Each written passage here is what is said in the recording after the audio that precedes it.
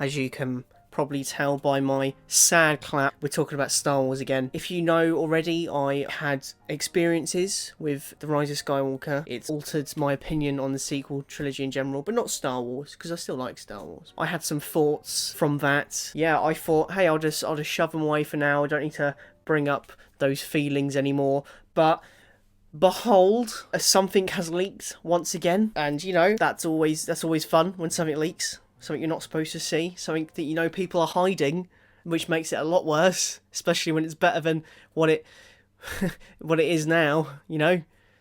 Basically, the original director of Episode 9, Colin Trevorrow, who was kicked off, his script and also some concept art for the film he would have made has been leaked. And I thought, you know, let's just read through the stuff that was in the scripts and look at the pictures and see if I think it might have been a better film. So this is going to be depressing. That is one thing, especially if it's much better than, well, Rise of Skywalker, so we'll see what happens. Yeah, I guess let's get started. Let's just go through the things that changed. Number one, the actual title of the film changed completely. As we know, Episode 9, it is The Rise of Skywalker, which is a bit iffy. But originally, it was going to be called Duel of the Fates. Do you know why that's cool? Because that's the Darth Maul song from Phantom Menace. That is the title of the song. That would have been cool. It's just... It's a Star Wars reference. It also implies that, you know, it's going to be linked to the prequels a bit more, even though they are pretty bad. Duel of the Fates. It sounds cool. Why can't we have the cool one? So, another thing that's changed. I don't mind it not being in the film. The Broom kid from the end of The Last Jedi. It's just a random kid and he gets a broom. Hence why I've called him Broom Kid. Apparently he was going to play a major part, which I don't know how. He's a child.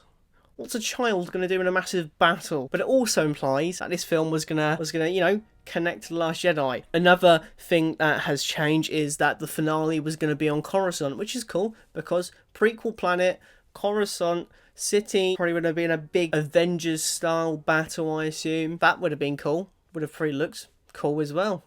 Instead of on a dark planet where it's just lightning and clouds. That sounds better, doesn't it? And also, this is one of the things which I think would have been really cool, and one of the things that I kind of wanted to happen. Finn would lead a legion of defective stormtroopers. He would inspire loads of different stormtroopers to just be like, hey, we're kind of on the wrong side, you know, killing innocent people and being horrible. Apparently in the last battle, they like rebel against the First Order, which would have been cool. Because one, it actually follows on from Finn's character arc, which none of the other films do, apart from maybe Force Awakens, but that is completely thrown to the back of the shed in The Last Jedi, which even though I like, that is one of my problems with the film. And also, Rose is going to be in this film, because, you know, you don't just forget a character you set up in a film before. Another thing, now we're getting onto the actually no, it's not that big, but Hux decides to kill himself in the film. Bit dark, suicide in Star Wars. It implies that this one was going to be darker, I guess, but apparently Hux collects lightsabers now, or something like that. He wants to be Force sensitive. Then the First Order are getting defeated at the end, and he's like, well, I'm not going to be Force sensitive, so there's no point in me being alive. So apparently he impales himself with a purple lightsaber, which I don't know if that's Mace Windu's one. It'd be a bit weird if it was, because how did he find that? He got thrown out a window. But you know what? I'll take anything with Hux, other than I'm a big spy, I am the spy, and then get shot straight away. I mean, why was he the spy? No. So now we're on to the bigger stuff, of the film. So I guess we're going in the order which I think would have been better. The Emperor is not in it. He's only on a little, what's it called? One of those hologram things, or like a little old archived message from the Emperor to Darth Vader or something like that. And he wasn't going to be the main villain. Actually, Kylo Ren was going to be the big villain of the film, which even though I like Kylo Ren going good at the end of Rise of Skywalker, I also think I wouldn't mind if he was bad, because at the end of Last Jedi he chose to be the Supreme Leader instead of being good. So, you know, it kind of makes sense whichever way they go. But the fact that the Emperor's not in it, I think is quite good, because they don't explain why he's alive in Rise of Skywalker, so I don't think there's any reason why he should have been there. He's not in the other sequel trilogy films, so it would have just worked better if it was just Kylo Ren as the main villain, I think. And apparently that's what this film was doing, which is depressing, as I am saying throughout this video. On to the next one. The big thing, which kind of annoys me that they didn't go through with it, and they would have gone through with it if Colin Trevorrow was possibly doing this film, was that Rey is a nobody still in this film. That kind of is good, because it just implies that this film was going on from The Last Jedi. It was being a consistent trilogy, and not just retconning everything. So yeah, apparently she was just going to be a normal gal from a random family. So yeah, that's about all of them, really. All of the details. Apparently, I think one of the reasons they didn't go through with this was because I think Leia was in it quite a lot, and obviously Carrie Fisher passed away, so they can't really do that, obviously. But yeah, it is what it is, I guess. Reading the actual script, I don't know where I stand with it, because there is stuff that I like about it, and it sounds really cool, but obviously it's a first script, it's a first draft of what they were going to do. This is the early stages of developing the film, so they might have not even gone through with it in the end, but I think what they were doing seemed more consistent with where the trilogy was going, especially with the themes of like anybody can be a hero or Jedi, all the stuff like that. You know, it seems like it might have been better, but you know, at the end of the day, who knows? It's not out, and it's not going to come out. It doesn't exist anymore. So I guess we'll never know. On that note, on to concept art. The first one, it's an image of Luke Skywalker blocking Kylo Ren's lightsaber with his bare hands mid-fight, which is a bit weird, isn't it, really? He was going to follow Kylo Ren throughout the whole film and, like, talk to him and stuff like that, which, you know, that's kind of cool.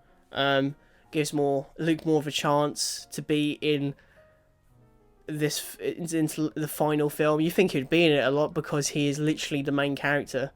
He's who we started with, really, in Star Wars. He is the first proper, like, Jedi who we follow throughout all his training, you know? So it kind of makes sense for him to be more in the film. Oh yeah, there's the picture of Hux killing himself in Coruscant. I know I said purple lightsaber and that one's red, but apparently in the script it's purple and on the picture it's red. I can't really say much about that. Oh yeah, this one's interesting. Kylo Ren battles his grandfather in a cave vision sequence, so I assume it would have been like some Sith temple of some sorts. So Kylo Ren saw a vision of Darth Vader. You know, that's pretty cool. Kind of connects to all the other movies and stuff, I guess.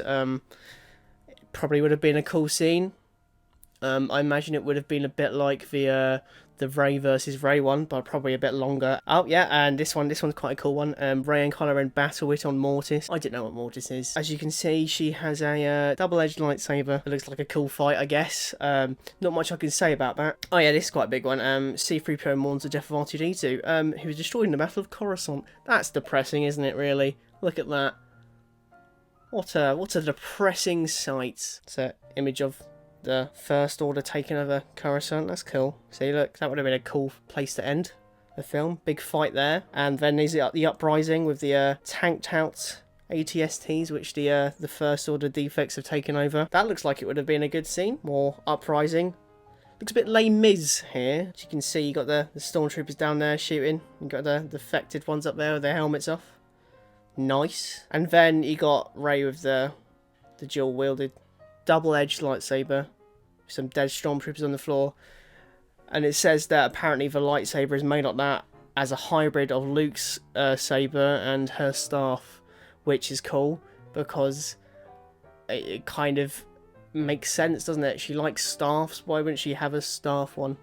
You know. So yeah, that's I thought I'd just make a quick video on that, because I wanted to get a film one out, and I've yet to film some other stuff. So, you know, this is this week's video. Next week there will be a Disney one. Might get 2 uploads. You never know what's going to happen with me. probably just be one. So it'll be a Disney video next week, and then the week after that will be another film video, which I'm hoping to make on my favourite film of all time. So stay tuned into that. It'll be a very fun video. So yeah, thank you. Like and subscribe, please. That would be nice.